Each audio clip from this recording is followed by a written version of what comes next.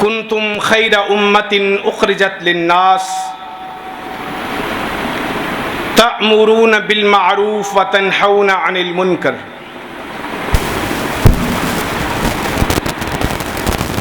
اللہ رب العالمین نے سیدنا آدم علیہ السلام سے لے کر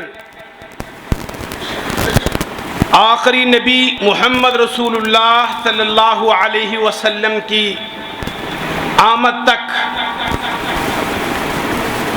بے شمار انبیاء و رسل کو مبعوث فرمایا.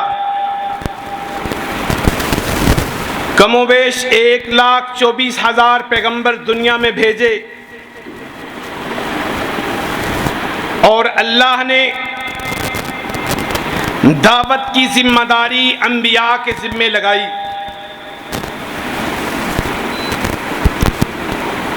کہ انبیاء لوگوں کو دعوت دیتے تھے،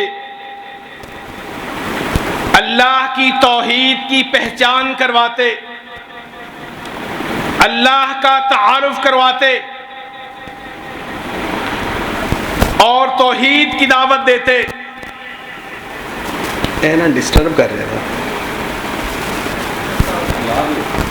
لیکن جب آخر الزمان نبی محمد رسول اللہ صلی اللہ علیہ وسلم دنیا میں تشریف لائے تو اللہ رب العالمین نے نبیوں کا سلسلہ ختم کر دیا اور فرمایا کہ آخری نبی خاتم النبیین محمد رسول اللہ صلی اللہ علیہ وسلم کو خاتم النبیین بنا دیا.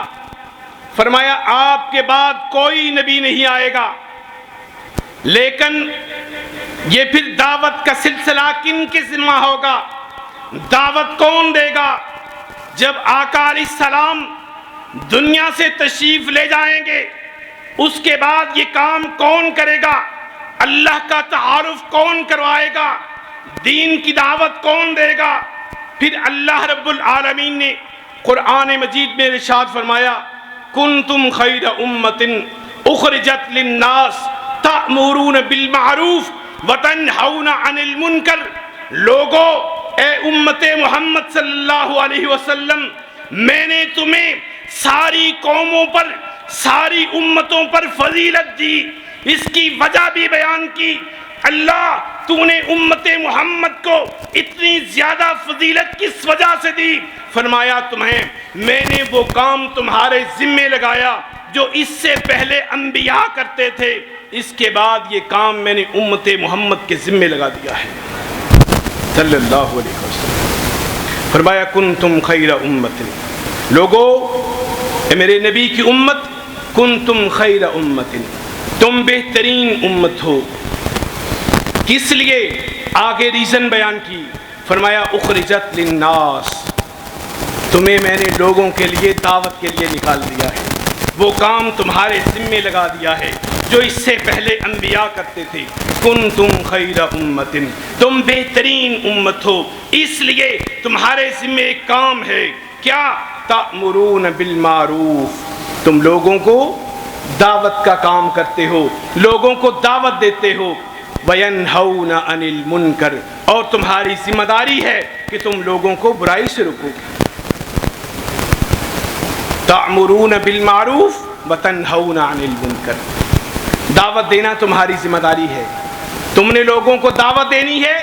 اس سلسلے کو قیامت تک جاری رکھنا ہے، جس سلسلے کو سیدنا آدم سے لے کے رسول اللہ تک، محمد رسول اللہ صلی اللہ علیہ وسلم تک انبیاء نے جاری رکھا تھا.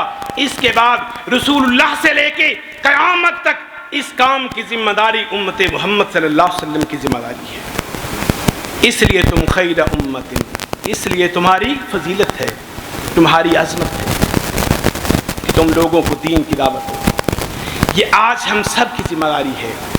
یہ فقط علماء کی ذمہ داری نہیں ہے کہ صرف جس نے درس نظامی کیا، جو حافظ قرآن بنا یا جس کے پاس دین کا نالج ہے، صرف وہی لوگوں کو دعوت دے گا. اسی کی ذمہ داری ہے. وہی اسٹیج پہ کھڑا ہو کر خطبے دے گا، جلسے کرے گا، نہیں، اللہ رب العالمین نے ساری امت کو مخاطب ہو کر کہا کنتم خیر امت، تم ساری امت. یہاں اللہ نے خاص نہیں کیا، تخصیص نہیں کی، فرمایا ساری امت کی ذمہ داری ہے کہ وہ لوگوں کو ایک دوسرے کو دعوت دیں. اور یہ ضروری نہیں ہے کہ تمہیں پورا قرآن یاد ہو، تمہیں پوری تفسیر یاد ہو، تمہیں بخاری اور مسلم کی ساری کتابیں یاد ہوں اس لیے تم نے دعوت دینی ہے. نہیں، اللہ کے رسول صلی اللہ علیہ وسلم نے فرمایا بلغوا انی ولو آیا. لوگو، اگر تمہارے پاس میری ایک حدیث پہنچ گئی، تمہارے پاس میرا ایک پیغام پہنچ گیا، تمہاری ذمہ داری ہے کہ اس ایک پیغام کو جو تم تک پہنچا وہ آگے تم نے لوگوں کو پہنچانا ہے. اللہ اکبر. اور اللہ کے رسول صلی اللہ علیہ وسلم حجۃ الوداع کے موقع پر جو آپ نے خطبہ دیا، اور اس خطبے میں اللہ کے رسول صلی اللہ علیہ وسلم نے فرمایا کہ بلغو، لوگوں وہ باتیں پہنچا دو آگے جو تم میں سے یہاں حاضر ہے، جو یہ باتیں میری سن رہا ہے، الغائبہ جو آج موجود نہیں ہے ان تک پہنچانا تمہاری ذمہ داری ہے. اور یہ حدیث ہمیں یہ درس دیتی ہے کہ اس کا مطلب یہ نہیں تھا کہ جس وقت اللہ کے رسول یہ خطبہ دے رہے تھے اور جو لوگ اس خطبے میں موجود تھے، یہ ذمہ داری صرف ان کی تھی کہ وہ ان تک جو باتیں پہنچی وہ آگے پہنچائیں. اس کا مطلب یہ ہے کہ قیامت تک جتنے لوگ جن تک جو پیغام پہنچتا ہے وہ آنے والی نسلوں کو وہ پیغام دنیا میں پہنچا کر جائیں گے. اللہ اکبر. اور آپ نے خطبے میں لوگوں سے یہ شہادت لی، اللہ کے سامنے لوگوں سے پوچھا حل بلغت رسالتی، لوگوں اس بات کی گواہی دے دو کہ جو بات، جو پیغام، جو دین اللہ نے مجھے دیا، جو شریعت مجھ پہ نازل ہوئی، اللہ نے جبریل کے ذریعے مجھے پیغامات دیے، حل بلغت رسالتی، میں نے وہ سارے پیغامات تم تک پہنچا دیے. صحابہ نے اس بات کی تصدیق کی کہ اللہ کے رسول، وہ آپ نے دعوت کا حق ادا کر دیا، جو پیغام اللہ نے آپ کو دیا آپ نے ہمیں پہنچا دیا.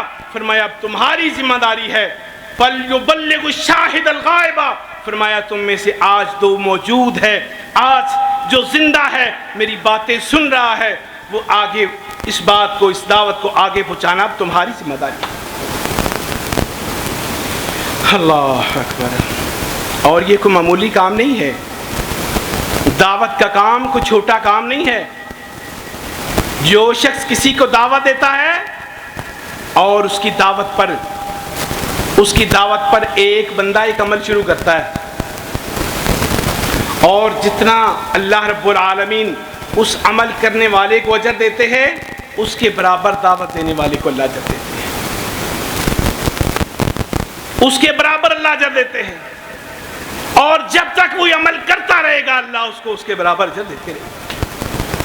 حدیث میں آتا اللہ کے رسول صلی اللہ علیہ وسلم ایک دن اپنا خواب بیان کرتے ہیں. اللہ کے رسول فرماتے ہیں میں نے خواب میں دیکھا میرے پاس دو بندے آئے، دو فرشتے آئے، اللہ اکبر، اور انہوں نے ترازو لگا دیا، ترازو لگا کر میرا وزن کرنے لگے. ایک پلڑے میں مجھے رکھا یعنی میرے اعمال کو، اور ایک پلڑے میں میری امت کے 10 افراد کے اعمال کو رکھا. فرمایا کہ میرا وزن ان سے زیادہ ہو گیا. اس کے بعد انہوں نے ایک پلڑے میں 100 افراد کے اعمال کو رکھا اور ایک پلڑے میں میرے اعمال کو رکھا. میرے اعمال پھر بھی بڑھ گئے. پھر ایک پلڑے میں 1000 لوگوں کے اعمال کو رکھا، ایک پلڑے میں میرے اعمال کو رکھا، میرے اعمال پھر بڑھ گئے. اللہ اکبر. اور ایک فرشتہ دوسرے سے کہنے لگا کہ اگر تم ایک طرف ساری قوم، ساری امت کے اعمال کا رکھ دو اور ایک طرف صرف رسول اللہ کے اعمال کو رکھ دو، آپ کے اعمال کا وزن پھر بھی زیادہ ہوگا. کس لیے؟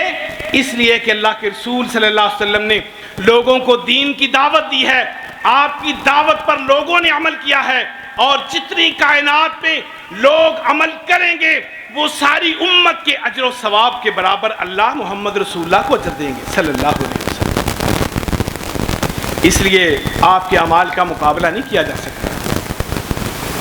جو شخص کسی کو دعوت دیتا ہے، جتنا پیغام اس کے پاس اللہ کے دین کا پیغام ہے، وہ اتنی دعوت آگے لوگوں تک پہنچائے۔ اس بات سے بری و ذمہ نہ ہو کہ میرے پاس علم ہی نہیں ہے، میں کیا لوگوں کو بیان کروں۔ ہاں، جو تمہارے پاس نالج ہے اس کی تصدیق کر لیں کہ واقعتاً یہ بات اللہ کے رسول کی ہے صلی اللہ علیہ وسلم۔ یہ داعی کے اوصاف میں سے ایک صفت ہے کہ جب دعوت دے تو اپنی بات کی تصدیق کرے کہ جو میں بات لوگوں سے کہنے لگا ہوں، دعوت دینے والا ہوں، دعوت دینے لگا ہوں، یہ بات اللہ کے رسول کی ہے صلی اللہ علیہ وسلم۔ صحیح مسلم کی پہلی حدیث ہے، اللہ کے رسول صلی اللہ علیہ وسلم فرماتے ہیں کفیٰ بالمرء بکذب ان یحدث بکل ما سمع۔ اس بندے کا جھوٹا ہونے کے لیے اتنا کافی ہے کہ وہ سنی سنائی باتیں کرے اور پھر کسی بات کو اللہ کے رسول کی طرف اس کی نسبت کر دے اور اس کے علم میں نہیں ہے، اس بات کو وہ جانتا ہی نہیں کہ یہ بات اللہ کے رسول کی ہے، یہ کسی اور کا قول ہے، تو اس کی نسبت اللہ کے رسول کی طرف کر دے، یہ بہت بڑا جرم ہے۔ جب دعوت دے تو اس کی تصدیق کرے کہ یہ بات اللہ کے رسول کی ہے صلی اللہ علیہ وسلم۔ آپ نے فرمایا کذبکم علیہ لیس ککذب احدکم، کذبکم علیہ لیس ککذب احدکم فمن کذب علیہ متعمدا فلیتبوأ مقعدہ من النار۔ لوگوں، تمہارا ایک دوسرے پر جھوٹ باندھنا ایسے نہیں ہے، تمہارا مجھ پہ جھوٹ باندھنا ایسے نہیں ہے جیسے تم ایک دوسرے پر جھوٹ باندھ دیتے ہو۔ لیس کذبکم علیہ ککذب احدکم، مجھ پر جھوٹ باندھنا تمہارا ایسے نہیں ہے جیسے ایک دوسرے پر جھوٹ باندھ دیتے ہو۔ من کذب علیہ متعمدا، فرمایا جو شخص مجھ پر جان بوجھ کر جھوٹ باندھے کہ میں نے وہ بات نہیں کہی اور کہے کہ اللہ کے رسول نے ایسے فرمایا، فرمایا فلیتبوأ مقعدہ من النار، اس کو چاہیے کہ اپنا ٹھکانہ جہنم میں رکھے۔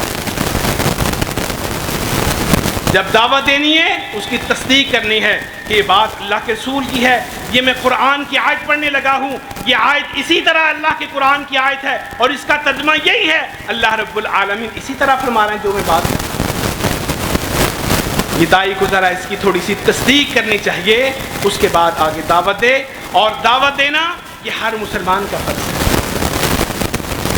ایک بنی اسرائیلی روایت ہے، اللہ کے رسول صلی اللہ علیہ وسلم فرماتے ہیں کہ بنی اسرائیل کی ایک قوم پر اللہ نے عذاب کے لیے بھیجا کہ ساری قوم اللہ کی نافرمان ہو گئی، تو اللہ نے آسمان سے فرشتے کو، عذاب کے فرشتے کو بھیجا کہ جاؤ اس بستی کو زمین سے اٹھا کے پلٹ کے آسمان سے پلٹ دو۔ فرشتے آئے، دیکھا، دوبارہ پلٹ کے اللہ کے پاس گئے، اللہ ہم گئے سے اس بستی کو اٹھانے کے لیے، پٹک کر مارنے کے لیے، جب ہم نے جا کر دیکھا تو ایک تیرا بندہ بڑا ہی نیک تھا، بڑا تہجد گزار، بڑا تیری عبادت کرنے والا، تو اللہ ہم پلٹ کے آ گئے کہ اللہ سے پوچھ لیں، اللہ ساری قوم نافرمان ہے لیکن ایک بندہ ہم نے دیکھا وہ بڑا ہی نیک ہے، تو اللہ اس کا کیا کریں؟ اللہ نے کہا اس بندے کو اٹھاؤ اور سب سے نیچے اس کو رکھو اور پوری بستی کو اس کے اوپر تمام۔ فرشتے حیران ہوئے، اللہ وہ تو بڑا نیک ہے، اللہ تیری عبادت کر رہا ہے، اللہ ہم نے اس کو جیسے جب بھی دیکھا تیری عبادت میں دیکھا، اللہ اس کو نیچے رکھ کے ساری قوم کو اوپر پلٹ دیں؟ فرمایا ہاں، اس بندے کو اپنی تو فکر ہے، اپنی قوم کی کوئی فکر نہیں ہے، وہ اپنے آپ کو بچانے کی کوشش کر رہا ہے، اس کو اپنی قوم کا کوئی فکر نہیں ہے کہ میں اپنی قوم کو بھی دعوت دوں، اللہ کا تعارف کرواؤں، اللہ کا دین سمجھاؤں، صرف وہ اپنی جان کو لیے بیٹھا ہے کہ میں اپنے آپ کو محفوظ کروں جہنم سے، لوگوں کا اس کو کوئی فکر نہیں ہے۔ اور اللہ رب العالمین نے قرآن مجید میں ارشاد فرمایا، لوگو قوا انفسکم واہلیکم نارا، صرف اپنی فکر نہ کرو کہ میں اپنے آپ کو جہنم سے بچاؤں، قوا انفسکم واہلیکم نارا، اپنے آپ کو بھی بچاؤ اور اپنے اہل و عیال کو بھی بچاؤ۔ ہم نے کیا کبھی فکر کیا؟ ایک بندہ گھر میں ذمہ دار ہے، پورے گھر کا سربراہ ہے، وہ جیسے اذان ہوئی اپنا رومال پکڑا اور مسجد میں چلا گیا۔ جوان بیٹے ہیں، جوان بیٹیاں ہیں، بیوی ہے، اس نے کبھی زحمت ہی نہیں کی کہ ان کو دعوت دے، ان کو کہے، منع کرے، ان کو دعوت دے نماز کی۔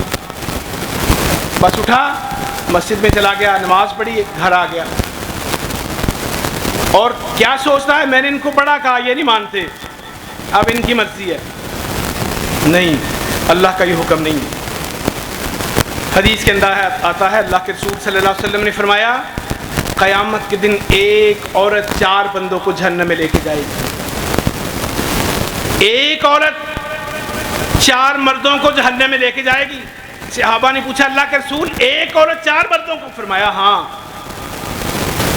ایک عورت بے نماز، اس نے کبھی نماز نہیں پڑھی، جب اللہ کے پاس اپنے حساب و کتاب کے لیے جائے گی، اللہ اسے پوچھیں گے، اپنی نمازوں میں فیل ہو جائے گی۔ جب اللہ اسے حکم دیں گے فرشتوں کو کہ اس کو گھسیٹ کے جہنم میں لے جاؤ، تو کہے گی اللہ رک جائیے، ہاں ٹھیک ہے میں بے نماز ہوں، میرا حق ہے کہ میں جہنم میں جاؤں، لیکن ذرا یہ تو دیکھیے، میرا باپ تھا، میرا خاوند تھا، میرا بھائی تھا، میرا بیٹا تھا، کبھی مجھے کسی نے دعوت ہی نہیں دی۔ اللہ اس کے باپ کو بلائیں گے، اس کے بھائی کو بلائیں گے، اس کے خاوند کو، اس کے بیٹے کو، پوچھیں گے یہ تمہاری ماں تھی، بہن تھی، بیٹی تھی، بہو تھی، بیٹی تھی، کیا تم نے کبھی اس کو دعوت دی ہے؟ نہیں، اللہ اس کو دعوت نہیں دی، ہم نے خود اپنی نمازیں پڑھی ہیں، ہم نے سنت کے مطابق داڑھی رکھی، بوڑھے ہونے تک ہم نمازیں پڑھتے رہے۔ اللہ کہیں گے نہیں، تم نے اپنی ذمہ داری تو پوری نہیں کی، تیری بیوی تیری ذمہ داری میں تھی، تو جوان ہو گیا، تیری ماں بے نماز تھی، تو نے اپنی ماں کو کبھی دعوت نہیں دی، اپنی بیوی کو کبھی دعوت نہیں دی، اپنی بہن کو کبھی نہیں کہا۔ باقی معاملات میں سرزنش کرنی، گھر کے معاملات میں، کام کاج میں، کھانا پکانے میں نمک مرچ کم ہو جائے، زیادہ ہو جائے، اس پہ ڈانٹ ڈپٹ کرنی ہے، لیکن نماز پہ کبھی تو نے پوچھا ہی نہیں۔ اللہ کے رسول فرماتے ہیں، اللہ ان 4 مردوں کو اس عورت کے ساتھ فرشتوں کو حکم دیں گے، ان 4 کو ساتھ گھسیٹ کے جہنم میں لے جائیں۔ آج ہم دیکھیں ہم کہاں کھڑے ہیں، ہماری پوزیشن کیا ہے، ہم کیا کر رہے ہیں؟ کیا ہم نے کبھی اپنی ذمہ داری کو، اس ذمہ داری کے بارے میں کبھی ہم نے سوچا کہ ہم اپنے گھر میں یہ توجہ کرتے ہیں کہ نہیں؟ ہم نے کبھی اپنے گھر والوں کو، خاندان کو کبھی دعوت دی ہے کہ نہیں؟ اپنے خاندان کو دعوت دینا ہماری ذمہ داری ہے، اپنے محلے میں، اپنی فیملی میں، اپنے اہل و عیال کو۔ اور اللہ کے رسول صلی اللہ علیہ وسلم نے جب اللہ نے مبعوث کیا تو سب سے پہلا کام سارے انبیاء کا، نبوت کے بعد سب سے پہلا کام کیا تھا؟ لوگوں کو دعوت دی۔ اللہ کے رسول صلی اللہ علیہ وسلم نے جب صفا پہاڑی پہ جمع کیا لوگوں کو، اپنے سارے خاندان کو، قبیلے کو اکٹھا کیا، اور اکٹھا کر کے لوگوں سے یہ گواہی دی۔ آپ نے فرمایا، لوگوں یہ بتلاؤ کہ مجھے محمد کو جانتے ہو صلی اللہ علیہ وسلم؟ سارے لوگ کہنے لگے، ہاں اے محمد ہم آپ کو جانتے ہیں۔ فرمایا، آپ نے مجھے کیسا پایا ہے؟ سب نے گواہی دی، آپ امین ہیں۔ اے محمد صلی اللہ علیہ وسلم، آپ کے پاس امانت رکھی جائے، آپ نے کبھی خیانت نہیں کی، آپ سچے ہیں، آپ نے کبھی جھوٹ نہیں بولا، آپ نے کبھی کسی سے کوئی زیادتی نہیں کی، آپ نے کبھی غلط بیانی نہیں کی، آپ کو ہم نے سچا پایا ہے اور امین پایا ہے۔ فرمایا، مجھے سچا مانتے ہو؟ کہا ہاں اے محمد ہم آپ کو سچا مانتے ہیں۔ فرمایا، اگر میری بات سچی ہے، آپ مجھے سمجھتے ہیں کہ میں سچا ہوں، اگر میں تمہیں کہوں اس پہاڑ کے پیچھے بھی دشمن آنے والا ہے، آپ میری بات کو مان لو گے؟ کہا ہاں اللہ کے رسول۔ کہتے ہیں محمد صلی اللہ علیہ وسلم، ہم اس بات کی تصدیق کریں گے کہ آپ نے یہ بات جو کہی یہ سچ ہوگی، کیونکہ آپ نے کبھی جھوٹ بولا ہی نہیں۔ اللہ فرمایا، لوگوں پھر میں سچ بولنے لگا ہوں، قولوا لا الہ الا اللہ، لوگوں پھر لا الہ الا اللہ کہہ دو، اللہ نے مجھے اپنا نبی بنایا ہے اور مجھے حکم دیا ہے کہ میں لوگوں کو دعوت دوں۔ قولوا لا الہ الا اللہ، میں آپ کو دعوت دیتا ہوں کہ پھر لا الہ الا اللہ کہہ دو کہ اللہ کے علاوہ کوئی الہ نہیں۔ اس کے بعد فوراً لوگوں نے پینترا بدل دیا۔ اور اس بات سے کیا کیا بات ثابت ہوتی ہے؟ پہلی بات کہ داعی کو اپنے کردار کو صاف رکھنا چاہیے، دعوت دینے والا اپنے کردار کو صاف رکھے، لوگ اس کی طرف انگلیاں نہ کریں کہ یہ خود تو دعوت دے رہا ہے، اس کا اپنا کردار کیسا ہے، یہ تو جھوٹا بندہ ہے، یہ تو خائن ہے اور آج یہ دعوت دے رہا ہے۔ سب سے پہلے اپنے اعمال کا جائزہ لیں کہ ہم کہاں کھڑے ہیں۔ اللہ اور اللہ رب العالمین نے قرآن مجید میں ارشاد فرمایا وَمَنْ أَحْسَنُ قَوْلًا مِّمَّنْ دَعَا إِلَى اللَّهِ اللہ وَعَمِلَ صَالِحًا، فرمایا وَمَنْ أَحْسَنُ مِّمَّنْ دَعَا وَمَنْ أَحْسَنُ، فرمایا اس شخص سے اچھا کون بندہ ہے، کس بندے کی بات اس شخص سے زیادہ اچھی ہے۔ وَمَنْ أَحْسَنُ، کون ہے زیادہ اچھی بات کرنے والا کس شخص سے، قولاً، اس شخص کے قول سے جو یہ بات کہے کہ میں میں تمہیں اللہ کی دعوت دیتا ہوں، داعیاً الی اللہ، جو اللہ کی طرف دعوت دے، اس بندے سے زیادہ بات اچھی کس کی ہو سکتی ہے؟ اللہ۔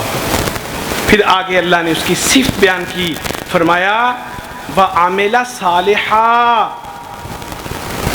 اس کی یہ بھی صفت ہو، لوگوں کو دین کی دعوت بھی دے اور اس کے اندر یہ بھی صفت ہو کہ وَعَمِلَ صَالِحًا، اس کے اعمال نیک ہو، نیک عمل کرے اور وہ کہے اِنَّنِي مِنَ الْمُسْلِمِينَ، میں فرما بردار ہوں، میں اللہ کا فرما بردار ہوں، اللہ کا فرما بردار بھی ہو، نیک اعمال کرے اور پھر لوگوں کو دعوت بھی دے۔ فرمایا اس سے اچھی بات کسی ہو سکتی ہے؟ سب سے اچھی دعوت فرمایا اس کی ہے جو لوگوں کو اللہ کی طرف بلاتا ہے، داعیاً الی اللہ، اللہ کی طرف بلائے لوگوں۔ یہ ہماری سب کی ذمہ داری ہے۔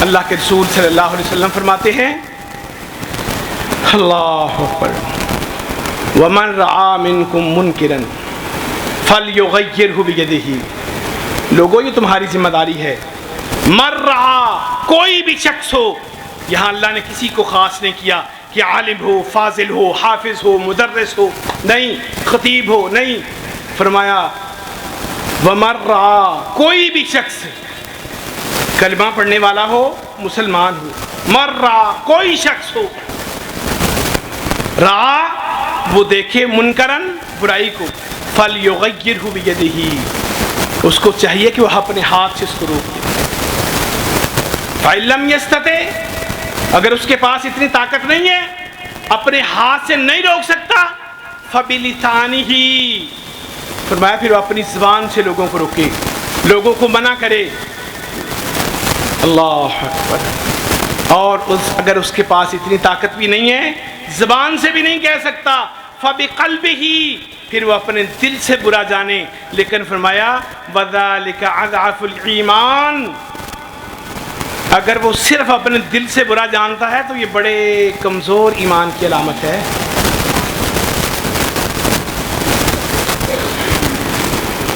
یہ ہم سب کی ذمہ داری ہے کہ ہم لوگوں کو دعوت دیں، جہاں بھی برائی دیکھیں لوگوں کو منع کریں اور لوگوں کو نیکی کا حکم دیں، لوگوں کو دعوت دی۔ میرے دفتر میں، میرے آفس میں رہنے والے، میرے ساتھ جتنے ساتھی ہیں بے نماز ہیں، میں ان کو دعوت دوں؟ نہیں، جیسے اذان ہوئی، ٹائم دیکھا، خاموشی سے اٹھے اور یہ سمجھا یہ تو پڑھتے نہیں ہیں، میں تو نمازی ہوں، میں جاؤں میں نماز پڑھوں۔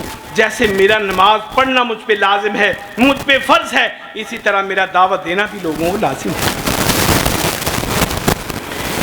کتنے منٹ تک سن رہا ہوں؟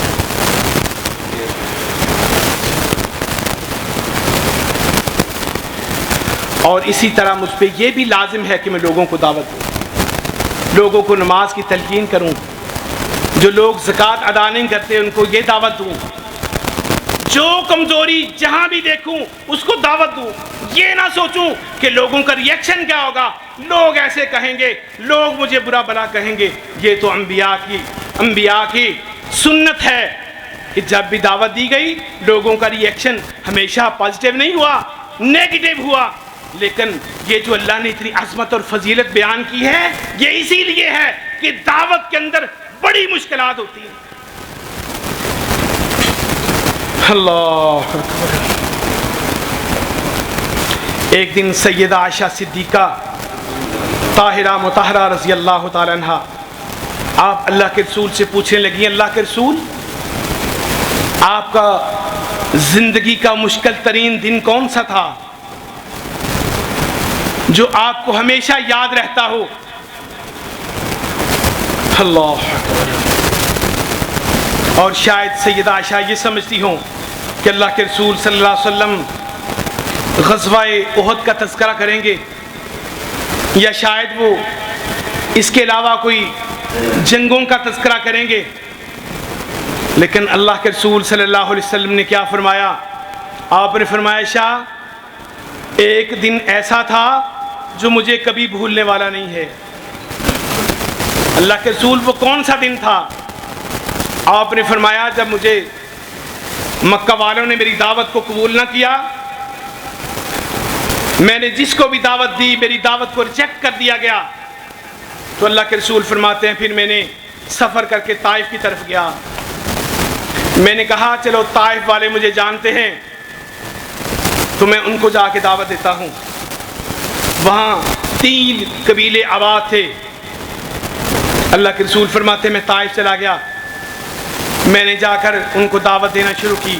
سب سے پہلے ایک قبیلے کے سردار کے پاس گیا، میں نے اس کو جا کے دعوت دی کہ انی رسول اللہ، میں اللہ کا رسول ہوں، اللہ نے مجھے اپنا نبی بنا کے بھیجا ہے، میں آپ کے پاس دعوت لے کے آیا ہوں۔ تو اللہ کے رسول فرماتے ہیں عائشہ اس کا ریئیکشن یہ تھا، اس نے فوراً مجھے اٹھا دیا اور مجھے برا بھلا کہا اور مجھے دھکے دیے، کہا نکل جاؤ یہاں سے، اتنی دور سے یہ پیغام لے کے میرے پاس آئے ہو۔ اللہ کے رسول فرماتے ہیں میں نے سوچا کہ شاید اس کا ریئیکشن یہ ہوگا، تو میں اگلے سردار کے پاس جاتا ہوں۔ میں اس کے پاس گیا، میں نے اس کو جا کے دعوت دی۔ جب میں نے اس کو بتایا کہ انی رسول اللہ، میں اللہ کا رسول ہوں، میں تیرے پاس دعوت لے کے آیا ہوں اور یہ دعوت حق ہے، اللہ ایک ہے، اللہ کے علاوہ کوئی الہ نہیں ہے۔ تو جب میں نے اس کو دعوت دی تو اللہ کے رسول فرماتے ہیں اس نے آگے سے مجھے کہا میں آپ کی بات ہی سننا نہیں چاہتا، میں تیری بات نہیں سننا چاہتا، جاؤ یہاں سے چلے جاؤ۔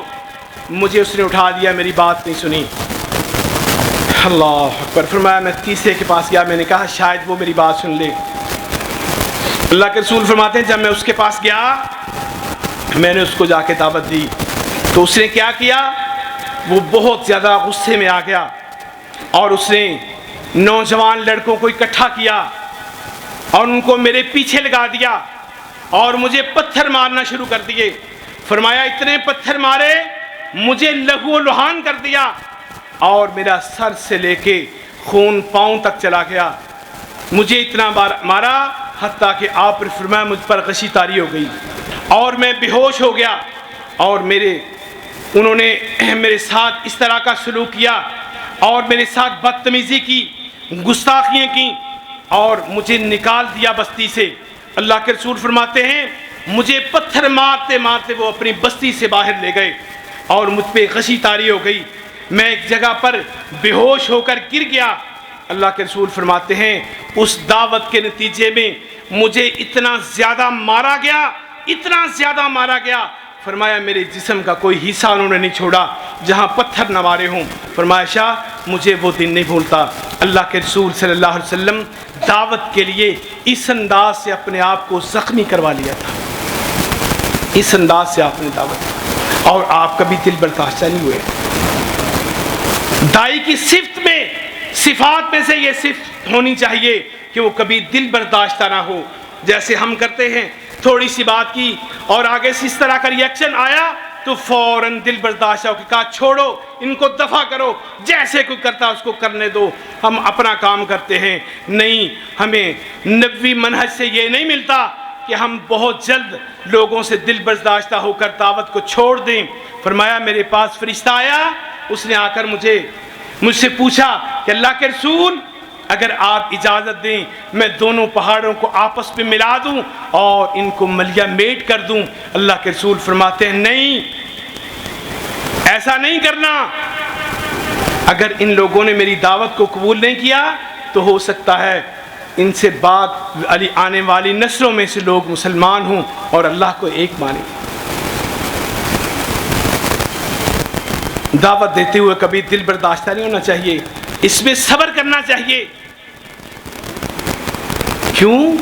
دعوت جب بھی دی گئی ہے، دیکھیں نوح علیہ السلام کا تذکرہ کہ جب انہوں نے دعوت دی تو ساری قوم اس طرح اپنے نبی کی تردید کرتی ہے، نبی کی بات کو نہیں مانتی۔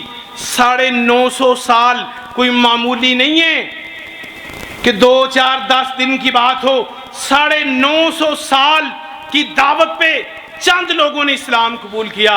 اور اسی طرح بے شمار انبیاء کا تذکرہ آتا ہے، حدیث میں آتا ہے اللہ کے رسول صلی اللہ علیہ وسلم فرماتے ہیں قیامت کے دن جب انبیاء اللہ کے سامنے جمع ہوں گے، کسی نبی کے ساتھ 100 امتی ہوگا، کسی کے پاس 10 ہوں گے، کسی کے پاس 1 ہوگا۔ فرمایا کچھ نبی ایسے آئیں گے ان کا کوئی امتی ہوگا ہی نہیں۔ کیا انہوں نے دعوت نہیں دی ہوگی؟ دعوت دی لیکن لوگوں نے مانا نہیں، تو اللہ کے رسول نے ان کا تذکرہ کیوں کیا؟ اللہ کے رسول فرماتے ہیں لوگوں ان انبیاء کو اللہ نے فضیلت وہی نبیوں والی دی کیونکہ انہوں نے اپنا حق ادا کیا، لوگوں کو دعوت دی، دعوت کا حق ادا کر دیا۔ اگر لوگوں نے نہیں مانا ان کی مرضی، لیکن اللہ نے نبیوں کے اجر میں تو کوئی کمی نہیں کی۔ اگر میں دعوت دیتا ہوں لوگ مانے نہ مانے میرے نامہ اعمال میں اجر لکھ دیا جائے گا۔ اللہ اکبر۔ اگر میں دعوت دیتا ہوں یہ میری ذمہ داری نہیں ہے کہ میں لوگوں کو منوا کے اٹھوں، اگر کوئی نہیں مانتا تو میں بھی جواباً اس کو برا بھلا کہنا شروع کر دوں۔ نہیں مانتا اس کی مرضی ہے۔ اللہ کے رسول صلی اللہ علیہ وسلم جب بھی کوئی خطبہ دیتے یا دعوت دیتے تو اللہ کے رسول آخر میں کیا بات کرتے؟ وما علینا الا البلاغ المبین۔ لوگو مجھے اللہ نے تمہیں زبردستی بنوانے کے لیے نہیں بھیجا کہ میں تمہیں منوا کے اٹھوں۔ وما علینا الا البلاغ المبین، میرے اللہ نے مجھے صرف تم تک دعوت پہنچانے کی ذمہ داری لگائی ہے۔